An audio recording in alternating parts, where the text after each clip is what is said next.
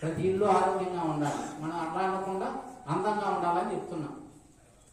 రెండోది, గ్రామంలో శుభ్రంగా ఉండడం. ఎక్కడా ప్లాస్టిక్ కనిపించకూడదు, ఎక్కడా కూడా చెత్త కనిపించకూడదు. దానికి మీరు గట్టి చర్యలు తీసుకోవాలి. దానికి కూడా సేమ్ ఫార్ములా చెప్తున్నాం అన్ని చోట్ల.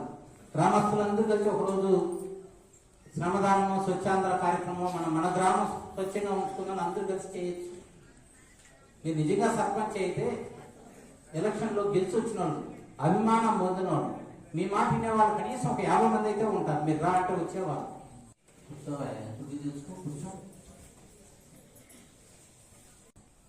ఏది తిన్నా చీ కడుక్కొని తినండి.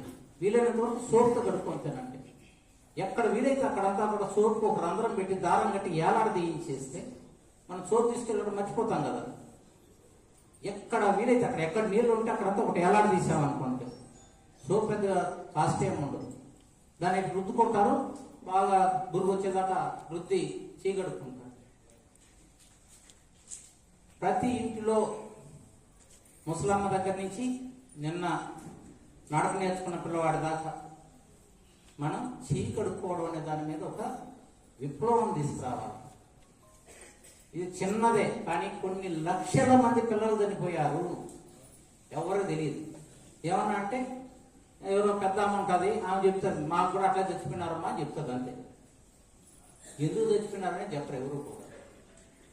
సో మీ ఇంట్లో వాళ్ళు కానీ మీ ఊర్లో వాళ్ళు కానీ హాస్పిటల్కి వెళ్లకుండా చూడడం అనేది ప్రధాన లక్ష్యంగా పెట్టుకున్నాను. మా దగ్గర డేటా ఈచ్ గ్రామంలో ఎంత ఉన్నారో ఉంది. ఆ డేటాన్ని కూడా మీకు పంపించమని చెప్తాను డిఎంహెచ్ఓ నుంచి. అది మొత్తం డేటా సర్పంచ్ షేర్ చేయండి. వాళ్ళ గ్రామంలో ఏఎన్ఎం దగ్గర నమోదైనవన్నీ, పిహెచ్సిలు నమోదైనవన్నీ. ఇక్కడ ఇంకో సమస్య ఉంది. ఆర్ఎంపీ దగ్గరికి వెళ్తున్నారు మీ గ్రామాల్లో వాళ్ళు. మొన్న చనిపోయిన కేసుల్లో 2 కేసుల్లో ఇంకో 40 పిల్లలు ఎంతో చనిపోతే 2 కేసుల్లో క్లియర్గా వాళ్ళు ఆర్ఎంపీ దగ్గర వైద్యం తీసుకున్నారు. ఆర్ఎంపీ అంటే ఏంటంటే ఫస్ట్ ఎయిడ్ చేస్తారు అంతే. వాళ్ళు ఏమి ఎంబీబీఎస్ చదవలేదు.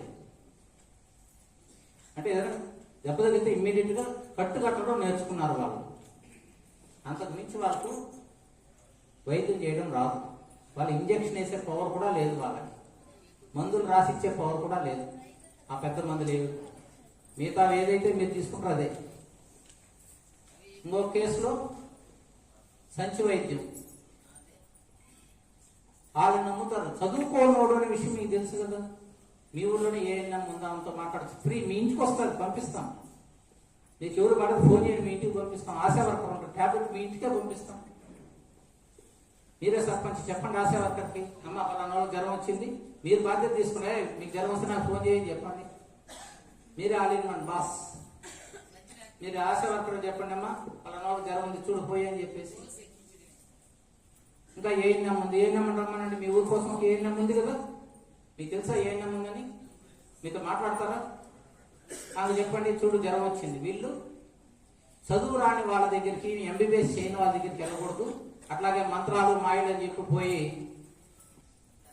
మూర్ఖంగా మూఢనమ్మకాలు నమ్మి వాళ్ళ దగ్గరికి పోయి వైద్యం చేయించుకోక లోపల ప్లేట్లెట్స్ పడిపోతాయి.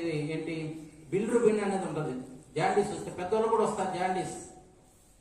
ఎవరైతే మురికి చేతులు తిన్నారో అందరికి వస్తుందండి జాండీస్.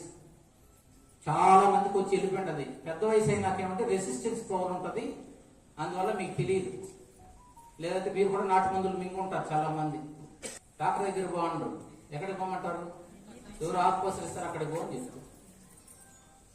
అది లేట్ అయితే మన రక్తంలో బిల్రుబిన్ అనేటువంటిది పెరిగిపోతుంది. పెరిగిపోతే కిడ్నీలు ఫెయిల్ అవుతాయి. కిడ్నీలు ఫెయిల్ అయితే ఇంకా రక్షించేకి ఏముండదు. కాబట్టి మీరు ఏదైనా మీ కంట్రోల్లో ఉంది, ఆశా వర్కర్ మీ కంట్రోల్లో ఉంది. మీ గ్రామంలో ఎవరో కూడా ఈ ఆకుపోసలు వైద్యానికి వెళ్లకుండా చూసుకోవాల్సిన బాధ్యత మీది. ఎవరైనా చేస్తుంటే మా దృష్టికి తీసుకురండి. వాళ్ళు చేసే మంది మేము కూడా టెస్ట్ చేస్తాం, మంచిదా కాదని చెప్తాం. పోనీ వాళ్ళు ఇచ్చేది మంచిదా కాదని మాకు కూడా తెలియాలి కదా. మీ బాధ్యత. మీ ఊళ్ళో ఎవరైనా ఇస్తుంటే మీరు చెక్ చేయించాల్సిన బాధ్యత. మంచిదా కాదా తెలుసుకోవాలి. మీ ఊళ్ళో వాళ్ళు చనిపోతుంటే మీరు బాధ్యత లేదా? చోట్ల నుంచి సచివాలయ సిబ్బంది రావట్లేదు అని వస్తుంది.